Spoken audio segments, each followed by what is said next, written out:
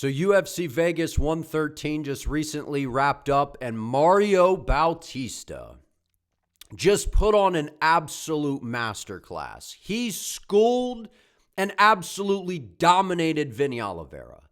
That was unbelievably impressive, right? And my biggest takeaway from the main event is, one, just how good is Mario Bautista, and number two, just how good is the bantamweight division.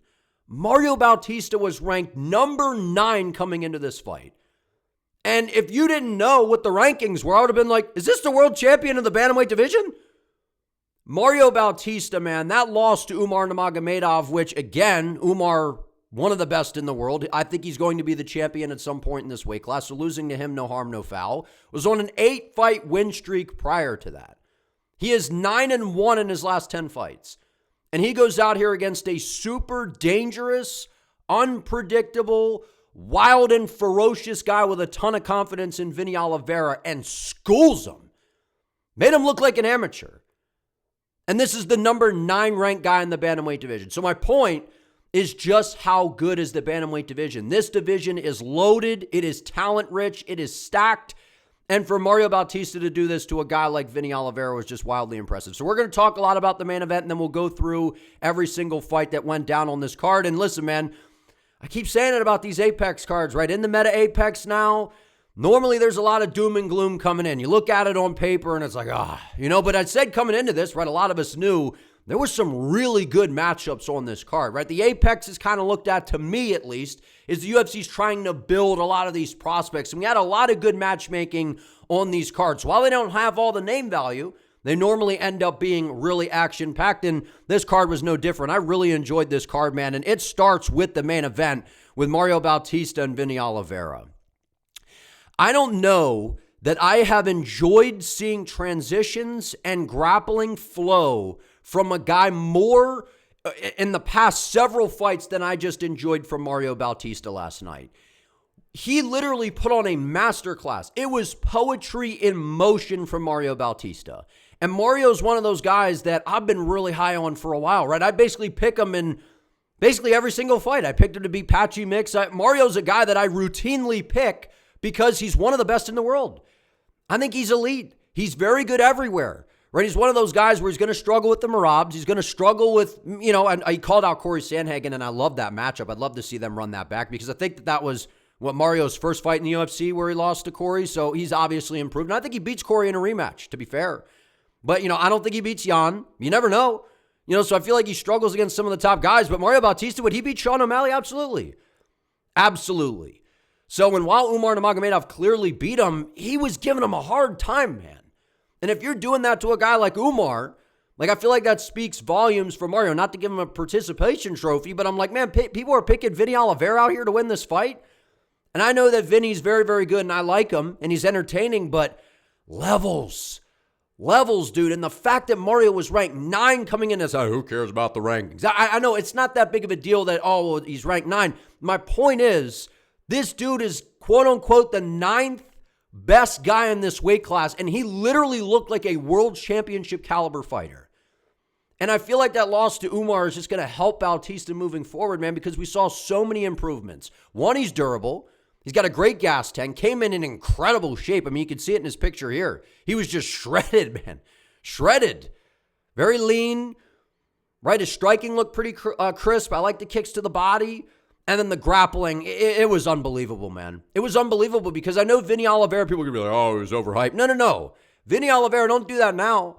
This dude's very dangerous. He's explosive. He's unpredictable, right? And I did pick Mario to win this fight by submission, right? I thought it would happen later in the fight, but I saw the windows of opportunity to where, look, Vinny's never been in there with a complete fighter like this. And Mario's just that is my takeaway. It's not, Oliveira, he gassed out. And obviously, when you're draining your body that much and you're cutting way too much weight, that's obviously going to have a negative effect. So I feel like the UFC, right, and Oliveira, they need to sit down and be like, look, man, we just need to move up to featherweight. And I feel like that's what he should do. Now, I get it because of the size, right? How does he kind of match up at featherweight? But you can't be draining yourself like that. When you're walking around real heavy and cutting, 30-some pounds, coming into fight week or whatever it was. I mean, that's absurd, man. So obviously, I feel like that definitely had was a big factor in why he basically gassed after a round. But also Mario Bautista knew coming in, man, I'm going to work the body. I'm going to put an incredible pace on him. I'm going to make him work, and I'm going to drain him. And that's exactly what Mario did. He has so much experience, man, and he is a wizard on the ground. And I'm glad that this fight happened like this because people, I feel like we're never giving Mario his full credit, his full due, right? Because, he's public enemy number one after what he did to Aldo. That was a BS performance, man. I can't even lie.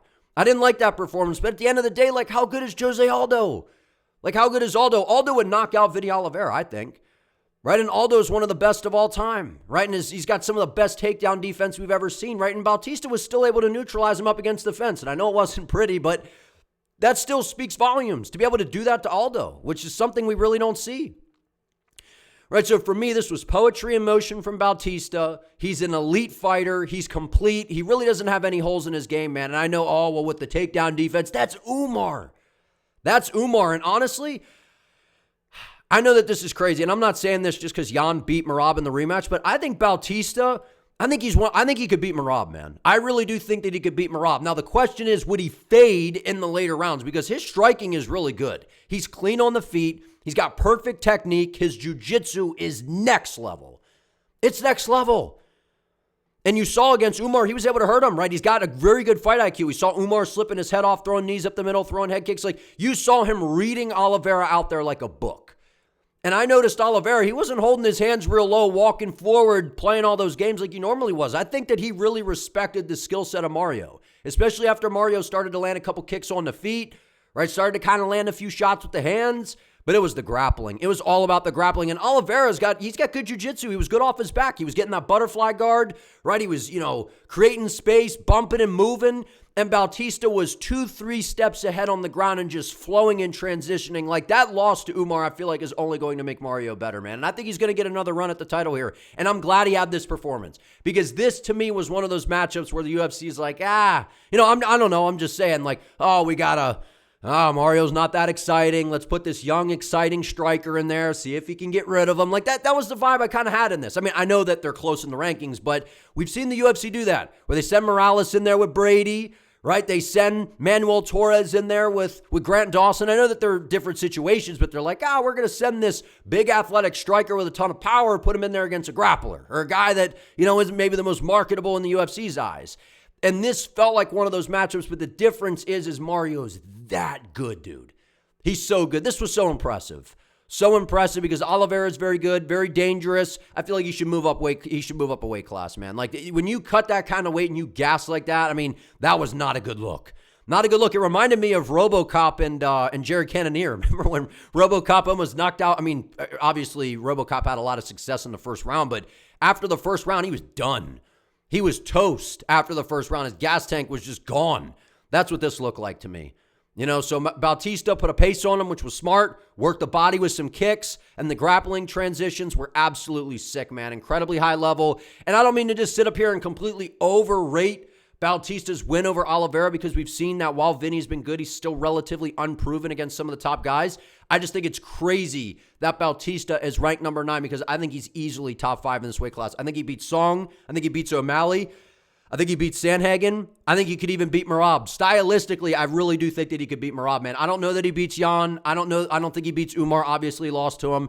But outside of that, I think Bautista, top 5 guy in this weight class, man. I want to see him fight for the title one day. I love Mario Bautista. He's well-rounded, and he's just one of those guys that doesn't talk a bunch, just shows up, backs up with his skill set, and to finish Oliveira. That's why I picked Bautista by sub, because his ground game to me was much better. And as good as Vinny was kind of defending, Bautista was 2 to 3 steps ahead, flowing, setting him up, sweeping, bumping. I mean, it was just incredibly impressive, man. That was a fight nerd's dream type of grappling exchanges that we were seeing in the main event, man. So again, I don't know. Oliveira faded hard. He faded hard. This was a big opportunity. First, I think 5-rounder right in the UFC main event, even though it's in the Meta Apex, right? That takes some of the pressure off because you're not in some huge arena. But Bautista, my biggest takeaway is just how good is Mario Bautista. Something that we already knew, right? But at the end of the day, to go out there and do that to a dangerous guy in Oliveira, that is wildly impressive. And Bautista, like I said, super well-rounded, good everywhere. This was a great performance because not only did he go out there and beat a dangerous guy, but he got the finish. In 2 rounds, he submitted him. And that's how Oliveira loses, man. I think his 3 losses coming in his career, they were all by knockout. Right, so I'm like, if he's going to lose in this fight, I don't think that this is going to a decision. I think Bautista at some point in a grappling exchange will be able to lock in a submission, and that's what we saw, man. The wrestling, the jiu-jitsu is incredible from Mario Bautista, and he's very technical on the feet. He's got output, doesn't have a ton of power, but it's got some sting. Love watching Mario Bautista fight. This was a great performance. I like the Sandhagen matchup. I'd like to see the UFC go ahead and book that rematch. I think that's a great fight, and early prediction, I think Mario would win. I absolutely think that he would win that fight. I know Corey's very, very good, but I favor Mario Bautista on that fight, and I think Oliveira should move up to the featherweight division. Cutting that much weight, obviously that is going to have a negative impact on your performance. One of the first things to go is your gas tank, then your durability becomes an issue. When you're cutting so much weight and people are just like, oh, well, you got 24 hours or so to rehydrate. Yeah, but when you drain yourself that much and you're trying to put all that back in your body, it's just you're not going to be able to recover properly. So I'd like to see Oliveira move up. The guy's very fun to watch. Mario's just on a different level, man. Levels were shown, absolutely schooled him, put a pace on him. Very smart approach from Mario Bautista. And the guy, when you're complete like that, it's a hard guy to deal with, man. So Bautista made me look good by getting that sub, man. I love Mario Bautista. All right, co-main event, Amir Albazi versus Kyoji Horiguchi. Oh, by the way, I went 11-2 on this card. I forgot to say that. 11 out of 13 on this card. We got the first 2 fights wrong and then went on a 9-fight run. So that was fun, man. But at the end of the day, just got to throw that in there, man. Kyoji Horiguchi versus Amir Albazi. I picked Kyoji to win this fight by decision, and I thought he was going to get Amir out of there at one point. Kyoji Horiguchi is to me, is an OG, is a legend at this point, right? I've been saying that. I picked Kyoji to beat Tagir Ulanbekov. I picked him again here in this fight. And Kyoji was 7-1 in the UFC before he left, right? And that only loss was to Mighty Mouse in a title fight, to where I think he got finished in like the final seconds or something. I can't remember. I think Mighty Mouse did submit him. But either way, I think if you ran a prime Kyoji Horiguchi, and again, Kyoji was super young in his career, you run that back, man, hey, man, he might beat Mighty Mouse. I don't know. I don't know if he beats Mighty Mouse, but come on, man. Like, Kyoji Horiguchi's really good. He is really, really good. And I think he stumbled, or I couldn't tell if Amir landed a straight left that dropped him in the first round. They didn't really show the replay, so I don't know if he actually got dropped or if he just stumbled over, stepping backwards. But look, Amir Albazi's overrated. And this, to me, is more about just how good Horiguchi is. But Amir Albazi's been overrated, man. He is. Like, he's got good grappling, decent boxing on the inside, but he didn't win that fight, I thought, against Kai Kara France, right? So that was a robbery win, and he's kind of just been hanging around the top of the weight class, and I feel like the injuries, he's been injury-riddled, right? So I don't feel like he's the same guy, but to me, he was clearly bigger than Kyoji, and I'm like, wow, look at the size discrepancy here when the fight started. I'm like, man, if he can get a hold of Kyoji, this might be a problem. Not a problem at all. Kyoji's too fast. He's too slick. He's too sharp. He's got that slick karate style, the way he moves in and out of range. And I love how he was changing levels, ducking down, and then throwing that sweeping, like check hook right over the top to where he was able to land a nasty shot on Albazi and was able to wobble him and put him on skates. Man, I mean, Kyoji's a problem. He's an absolute problem. Now, would I love to see him fight for the title? Absolutely. But the problem is flyweight's on fire right now. This is the best flyweight's been in a really long time, right? Because I feel like, Pantoja, whenever he's ready to go, he should walk right back into a title shot because of how that went down against Van. That was just a freak accident, right? And that was a fluke win, right? But look, they're probably going to do Van versus Pantoja right away, but if they don't, it should be Van versus Cap or Van versus Tyra. So to me, Cap and Tyra are right there to get a title shot, and then whenever Pantoja's ready, he needs to run it right back. So we got 3 guys basically dancing around the top, and, the odd couple guys out. Kyoji's right in the mix there. So I think he's going to need to fight one more inside the top 5 to get that title shot, but I think he injured his hand as well, so we'll see how long Kyoji's out for. But he's a problem, man. His speed, his takedown defense, he's got a good ground game of his own as well. We saw him submit Tagir. He's fast on the feet, darts in and out, and Speedy Gonzalez, and he's a scrambly little rascal, dog. Hard guy to hold down.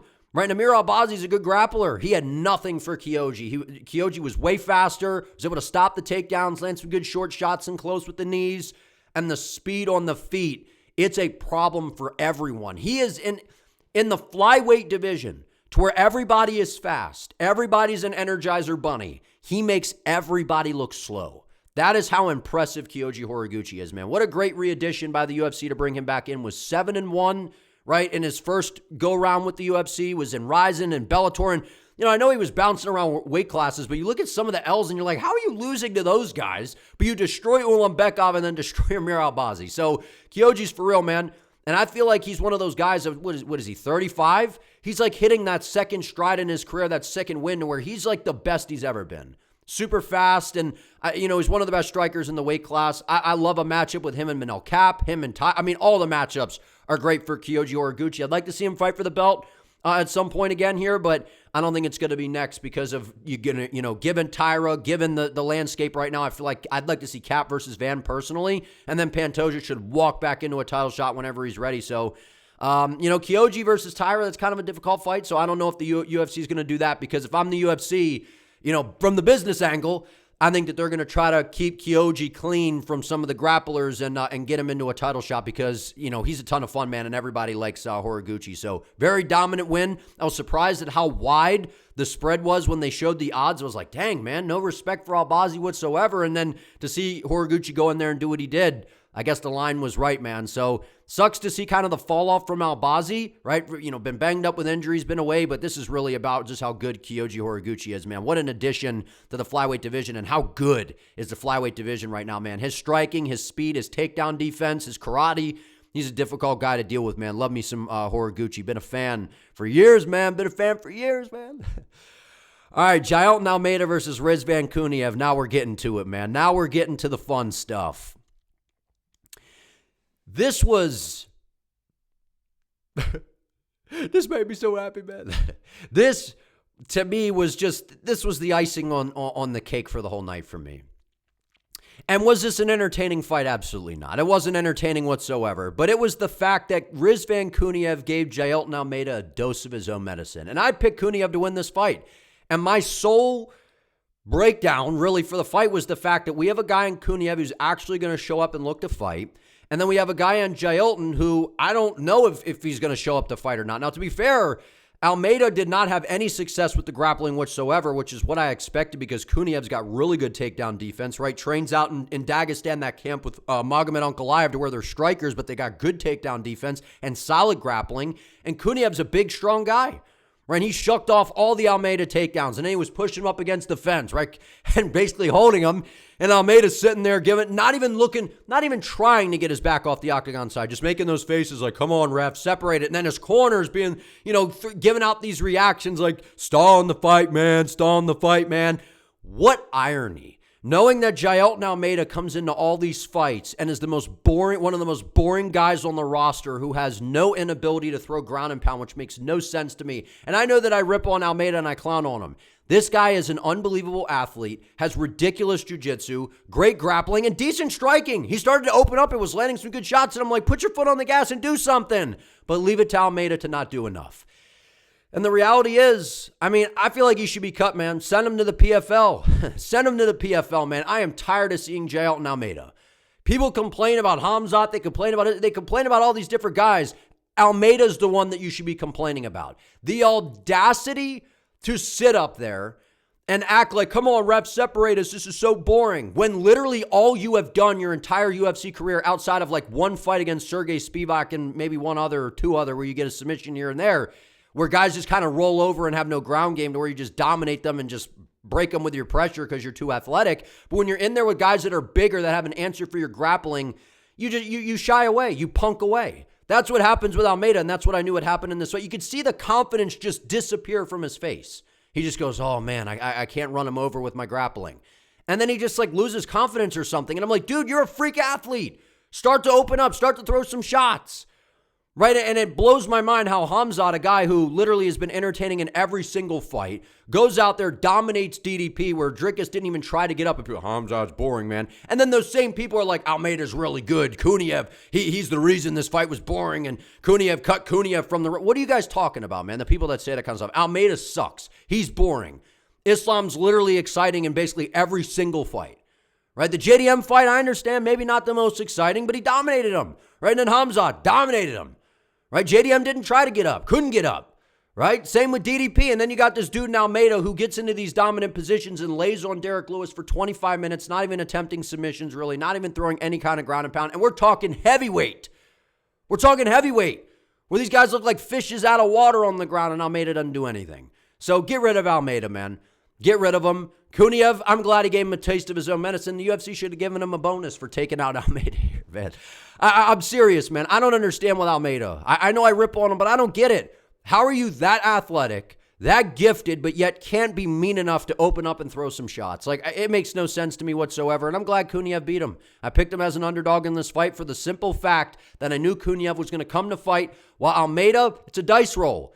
It's a dice roll, and I knew Kuniev's takedown defense was good enough. Almeida was just not going to be able to run him over, and if Almeida can't run you over with his grappling, he runs into some problems, and you can just see that confidence kind of dip, man. So there's people that complain about boring fighters and boring grapplers. Jailton Almeida, in my opinion, is easily one of the most boring fighters on the roster. And I'm not saying Kuniev put on some banger performance, and Kuniev did make this boring as well, trying to stall it up against the fence. But I love the fact that Almeida didn't even try to get his back off the octagon side and was giving us that body language of, come on, man, making the fight boring, when literally all Almeida has damn near done his whole career is be boring against anybody that can even stop somewhat of a takedown and not just wilt on the ground. So get rid of Almeida. I've seen enough. I'm sick of it. Michal Oleksiejczuk and by the way, Rizvan Kuniev, he should get somebody in the top 5 now for going out there and, getting a win. I thought he beat Blades. That was a robbery, in my opinion. Then he comes out here and beats Almeida, give him a top guy. Not saying Kuniev's great, but I think he's decent enough. All right, Michal Oleksiejczuk versus Marc-Andre Barriou. I was surprised, actually, that this fight went as long as it did. I picked Michal Oleksiejczuk to win by a first-round knockout, and that didn't happen. He looked good at the start, was dotting up Marc-Andre, and then he started to slow down, and I'm like, oh boy, here we go. And then Barriou was dirty boxing, throwing the elbows in close, which is, those uppercuts, getting a tie clinch, or the collar tie, starting to rip the uppercuts. He started to look good, and then we saw Michal start to fade, and the cardio became a little bit of a problem. But to me, it was just the technicalities of Oleksiejczuk, sticking and moving, boxing him up. It was a good win for Oleksiejczuk, right? And I know that Barriou is very, very tough, and he's durable, but I expected Michal to pass this test with flying colors, and while he won and it was a clear victory for him, this was not flying colors, so I'm a little bit concerned for Michal moving forward, man. So I'd like to see him get a ranked guy next and see him tested a little bit here. We saw him tested in this fight, so got some concerns, man. I didn't like how he was kind of forgetting the technique, throwing these winging arm punches. I don't know, I thought it was a sloppy performance from Michal, but credit to Barriou, kept pushing the pace, getting in his face. Once he started to apply more pressure, we started to see Oleksiejczuk melt a little bit and start to fatigue. So good performance by both guys, but I expected Michal to win. He's just a better fighter. Jean Matsumoto versus Farid Basharat. Give Basharat a ranked opponent, man. Now, I will say this. People are out here saying that this was some clear victory for Basharat. I don't agree whatsoever. I had it 2-1 Basharat, 29-28, but I could have very much have seen Matsumoto winning this fight. I thought this was, to me, one of my favorite fights on the card because it was two prospects that are super well-rounded and are really good. Like Matsumoto, man, he can't catch a break on these close fights, right? And I picked Basharat to win this fight by a decision, and to me, he was the more technical striker. He was kind of dotting up Matsumoto. It wasn't a good visual for Jean, right? He was busted up, bleeding, right? He was just getting beat to the punch, right? The straight shots from Basharat. We saw some good grappling exchanges to where Basharat predominantly won most of those. But Matsumoto was landing, probably the more powerful shots, right? And he was having success of his own with the grappling. He'd take down Basharat. Basharat would reverse. This was a high-level fight, man, between two guys that aren't even ranked. Both dudes, to me, are very good, and they definitely could be in the rankings, and that's just this division, man. The bantamweight division is crazy good. So great win by Basharat. Called out Davison Figueiredo. I don't think he's going to get that fight. Next, I think that's maybe a little bit too much of a jump up the rankings, but you never know. If the UFC's like, man, we got to get Davison up out of here. He's been kind of hanging around. We want some new blood in there. I feel like Basharat, man, he's undefeated. He's rattling them off in the UFC. This was a close victory. This was a great fight. Very, very evenly matched, man. Both guys are really, really good. So good win by Basharat. Just how good is the bantamweight division, man? Dustin Jacoby, Julius Walker. I picked Dustin Jacoby by, I think, a second-round knockout, and that's what happened here. Maybe I said first round. I don't remember. I picked him by KO. The bottom line is Julius Walker, I like him. I think he's a cool dude and all, but, man, he's not a UFC fighter. I'm sorry. I'm sorry. I don't mean to be so rude, but come on, dog. He is not a UFC caliber fighter. He isn't. I know he stepped in on short notice against Menifield and participation trophy for going the distance, making it some sloppy clinch fest. Goes out there against Rafael Sequeira, or however you say it, Siquiera, who basically was a moving heavy bag for the UFC to feed to young prospects, who got knocked out by everybody except for Walker, who kind of went life and death with him. I know that's a little bit of an exaggeration, but he was having issues with him. And you expect him to go out here and beat Dustin Jacoby, who's a pinpoint striker, who has good movement, good footwork, can mix up the shot variety, former Glory kickboxer, right? I know Poatan was showing a video, like maybe Poatan's trying to build that up. I mean, Poatan smokes him. He smoked him in Glory. And that's actually, I think, the first fight I saw of Dustin Jacoby and of Alex Pineda was in Glory when they fought each other. So the bottom line is Dustin Jacoby's a high-level striker, man. He's got a great jab, was putting it in the face of Walker. Walker's got no head movement. His striking is very, very bad. He's got cardio kickboxing striking, man. It's bad. And he's going to get hurt, and this was one of those fights. And talk about awful refereeing, Big Dan Miragliotta. That was terrible. Too long to stop the fight. The minute that, you saw Jacoby kind of pull back, and then Miragliotta should have stopped it there, but, he let it go a little bit more, and then some of those follow-up shots, stop it, and he didn't. And then Walker's in on a takedown, right, and Jacoby's letting off those nasty elbows right to the side of the dome, and Walker kind of falls back. That's where the fight should be stopped. So he let it go too long. Walker took a ton of damage in this fight. And look, I like Walker. He's going to push the pace, move forward. He's not going to give up on himself. But this was a disastrous matchup for him. And he got some takedowns early. But you're not going to be able to hold down Dustin Jacoby, a good technical striker who's used to people coming after him, trying to hold him down. And look, he's good. Got good striking, moves well, pinpoint accuracy, and just timed Walker on the way in with a nasty right hand, man. And so that's 3 in a row for Jacoby. Knocked out. Was it Vitor Petrino? Can't remember the other guy. Big Brazilian powerhouse. And then now Julius Walker. So to me, this was almost a step back in competition against Julius Walker here. Just not particularly dangerous. Just a sloppy fighter. Good win for Jacoby, man. I'd like to see him get a ranked guy next. He's fun to watch. Alex Morono, Daniil Donchenko. I was surprised at how Alex Morono was able to survive this, man. I picked Donchenko to win this fight by KO, and while it didn't happen, I actually think that this is going to pay dividends for Daniil's career, man. Like the fact that he didn't get the finish and had to dog it out for 15 minutes, where he got like a crafty, savvy, grizzled vet and Morono, who isn't very dangerous, but got his leg obliterated, got beaten up, was somehow able to survive, got dropped a few times. I don't know how Morono made it through the fight. He's an absolute dog, so respect there, but this was a complete, Donchenko is just so much better. And he reminds me a lot of Farid, right, with that Muay Thai style, nasty leg kicks, destroyed the lead leg of Morono. I think that this is going to help Daniil moving forward, man, to go 15 minutes with a savvy guy like Morono, get some cage time, have to push through some adversity of the fact that you're tired, you got to fight through it. Because that first round with Donchenko, it reminds me a lot of Farid, right, the style, but also this explosive energy early on to where it's like, man, you're going to get banged up bad in round one. But then after the first round, there's a dip in some of the explosiveness. It happens in increments. Instead of being the entire 5 minutes, it's kind of like a little bit of an explosion here, a little bit of an explosion here, to where it's a lot more not as dangerous as the entire first round. And that's kind of what we saw. But I think that this is beneficial for Donchenko to get some cage time, right? This was a beatdown. But respect to Morono, man. He's an absolute dog. He's a guy that's been around for a while. To be able to make it through the storm was impressive. But Daniil Donchenko, the dude's for real, man. I've been hyping him up. One of my prospects to watch that I had coming into this year that I made in one of my videos. I was talking about him. He was great on tough, nasty elbows, solid takedown defense, decent ground game of his own. His striking is nasty. Some of the best Muay Thai, I think, that we have in the UFC right now. So again, I wanted to finish. So maybe a little underwhelming there, but it was still a dominant performance, man. Donchenko's nasty on the feet. Excited to see what he could do in the UFC. He's very young, so he's only going to get better from here. I think this is a fight that benefits him moving forward, going the 15 minutes with a guy that's been around the block like Morono. Nikolay Veretennikov versus Nico Price, man. Like, we knew this was going to happen, right? Like, it's not like we're like, whoa, Veretennikov got a KO. We knew Nico Price was going to lose this fight. We knew he was going to lose by KO, and Nico Price needs to retire. He needs to retire.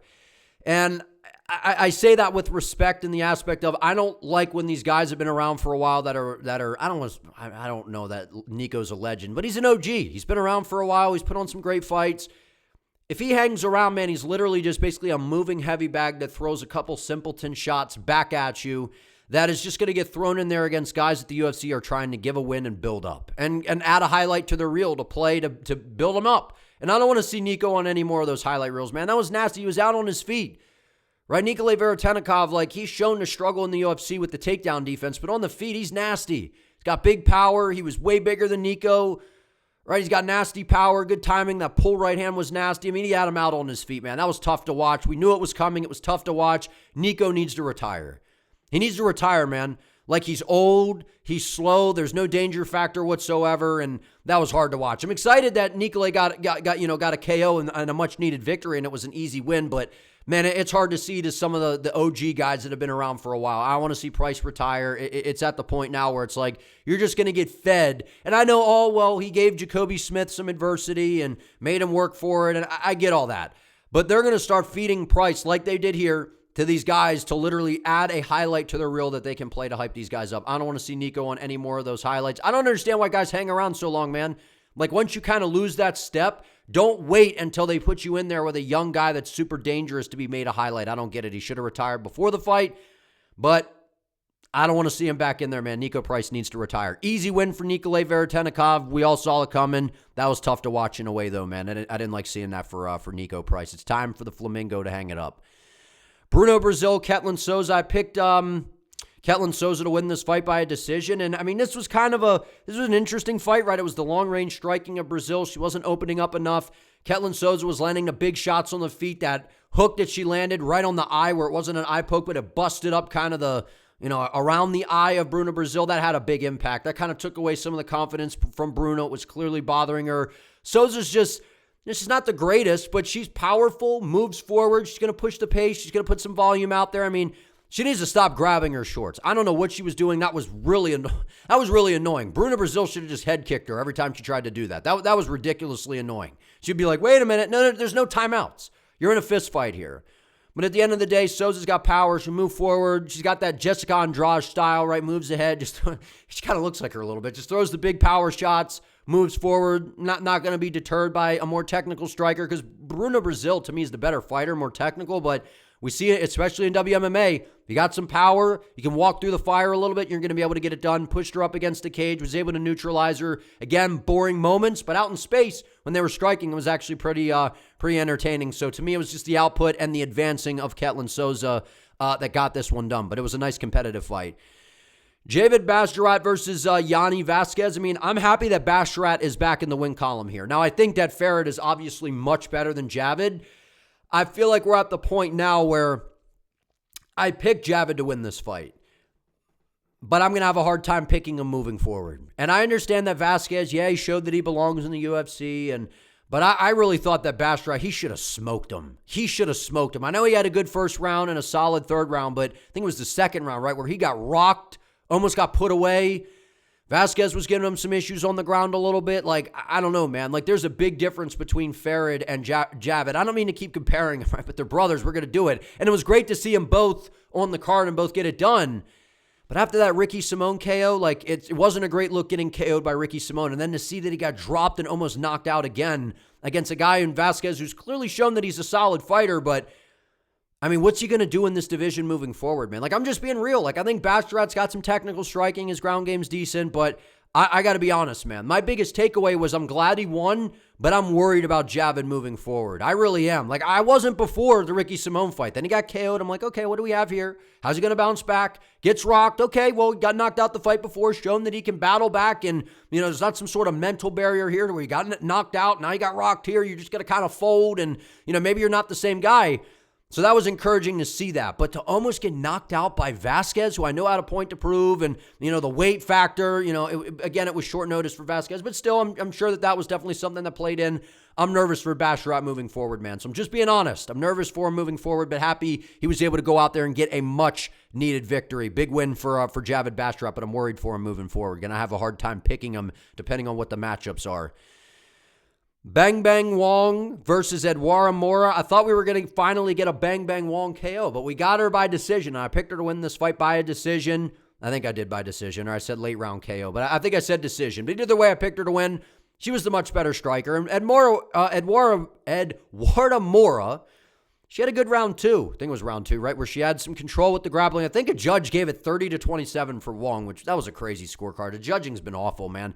It was a 29-28. Wang won round 1 and 3. Moura won round 2. Whichever round it was where Moura just dominated her on the ground and controlled her. Took her back, threatened with some submissions. but Wang is a better striker. She's very, very good. I've been waiting on a Bang Bang Wang KO. I know we got one earlier in her career, but as she's starting to climb the ranks a little bit, I feel like the KOs are starting to go away. Almost had one early, right? She's the much better striker in this matchup. She's going to have usually the striking advantage in probably every fight dang near that she's going to have in the UFC. She's fun to watch. Love watching her fight. I love how she gets after it. She's got a good jab, good power in her shots, good kicks. Right, her takedown defense has been really, really good. Moura's a good grappler, right? So I knew that Cong would probably, face a little bit of adversity there. But overall, great performance by Bang Bang Wang, right? Got to fix some of the fine-tuning on the ground. She was making some mistakes in some of the transitions, but she's fun to watch, man. I like her striking. And a solid performance from Moura. Got beat up a little bit, but battled through it, didn't quit, didn't give up, and made some things happen. But Bang Bang Wang's really good. Muin Gafarov versus Jacoby. Wicklacz is literally the RDR of the bantamweight division. Congratulations to bantamweight. You have a heavy breather after the first round, Looney Tunes style striking, nasty grappling, and look, Jacob Wicklacz is one of those guys that it doesn't look pretty on the feet, but it's effective. He's got nasty knees. He's got this lanky, clumsy build, but his jiu-jitsu is nasty. It's nasty, and I got this pick wrong, and I was going back and forth, and I ended up picking Gafarov because I figured he would keep the fight on the feet, have a slight advantage there, and he did. And the fact that, if Wicklacz didn't pull off the submission at the very end, it sounded like they were going to give it to Gafarov or to Wicklacz anyway, which I thought was crazy because like Gafarov had it in the bag 29-28. Gafarov is an idiot. Straight up. Like, I don't want to hear any of the excuses from Merab. Well, he tapped because he heard the bell. That's the dumbest thing. And again, Merab, not the sharpest tool in the shed. That makes no sense. If you are being choked and it is a blood choke, why are you tapping in the final seconds? The worst thing that happens is you go out. It's not like a limb is at play here, not like your arm, your knee. Those situations, all right. You're in a fight here. You're getting paid money. There's a few seconds left in the round. Why are you tapping? It's a blood choke. So, and to shoot for the takedown like you did when you were busting him up on the feet, like what is Gafarov doing? Kept throwing spinning techniques, allowing Wicklacz to get control with the grappling. Like Gafarov is one of the dumbest fighters that I've ever seen, man. Like just atrocious fight IQ. Zero fight IQ. I guess when you train with Merab, that's what's going to happen. But seriously, what is Gafarov doing? What was the cornering advice? I'd love to hear what the corner was saying because it just no excuse for it, man. The one place you don't want to be with Wicklacz is in these grappling entanglements. He's got nasty jiu-jitsu. Nasty jiu-jitsu. You saw that against Patchy Mix. Patchy Mix, I know is not the greatest fighter in the world, was overhyped, but he's got good jiu-jitsu. And I thought that Patchy did win that fight, but Wicklacz still looked good. He's very, very good on the ground, man, and you can't put yourself in these positions. You're tagging him up on the feet and you level change and end up getting submitted.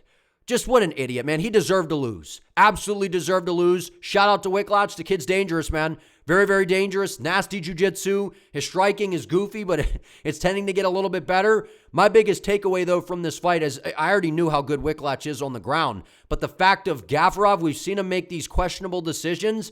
That was some of the worst fight IQ that I have ever seen, man. I'm just keeping it a buck. And I like Gafarov. He's fun. He's always in these fun fights. Look at that Nakamura fight where he proved a lot of people wrong. That was a great performance. But what are you doing? Why are you entertaining the grappling here? Why are you not throwing bombs away on the outside on this guy where you're just lighting him up with your striking? Like, what are you doing? And throwing these big winging punches and getting untechnical. It was a disaster by Gafarov. He missed weight, comes in here, keeps entertaining the grappling, which is the one area he did not have the advantage, in my opinion. You had the advantage on the feet while you're trying to go to the area where the other guy is better than you. Makes no sense at all. No sense whatsoever. He deserved to lose. And then the tap to a blood choke in the final seconds. I don't get it. He deserved to lose, man. That was pathetic fight IQ. I don't know. That pissed me off, man, seeing that. But shout out to Wicklacz, man. I like the kid. He's very good. Last but not least, Claudia Segula versus Priscilla Cachoeira. These were the two fights I got wrong, back-to-back, man. And I'm like, maybe we're off to a rough night here. I picked Priscilla to win this fight for almost the reasons that we saw. Claudia's the more technical striker. Actually, I didn't realize how big she was. I didn't realize the size advantage that she was going to have. She looked massive compared to Priscilla in this fight. Priscilla, to me, just needed to go peekaboo. Get the hands moving, get some head movement, and throw some big shots on the inside. She didn't really do enough of it, but we saw it in moments where she was winning these moments, landing these big shots. But it was just the fact that Segula's younger, moves much better, was tagging her up with the jab, busting her up. It was a bad visual with Cachoeira just getting tagged, getting her head popped back like a Pez dispenser. Her takedown defense held up pretty good, right, which is one of the weaknesses of Priscilla, but she's got no defense. We know that. But I picked the power and someone who's going to go out here and try to finish the fight over the more technical fighter. But I didn't realize how big Segula is. I didn't realize she was that big. She dwarfed Priscilla in there. So she had the size advantage. She had the speed advantage. She throws these noodle arm slappy hooks where there's like no power on them. So I don't know. Not going to be a world champ or anything, but it was a solid win to get it done against Priscilla, because I thought Priscilla's power, which we saw, she was landing some damaging shots, but it was the speed and the technicalities of Segula that got it done. But if you guys enjoyed this video, please do me a favor, give it a like. Let me know what you think down in the comments. I was beyond impressed with Mario Bautista. He looks elite, man. Championship caliber performance last night from Bautista. I think that loss to Umar, making you make some changes in your game, I think it's going to benefit him in the long run, man. So that was wildly impressive. But if you guys enjoyed this video, please subscribe to the channel as well. I would greatly appreciate it. See you next time.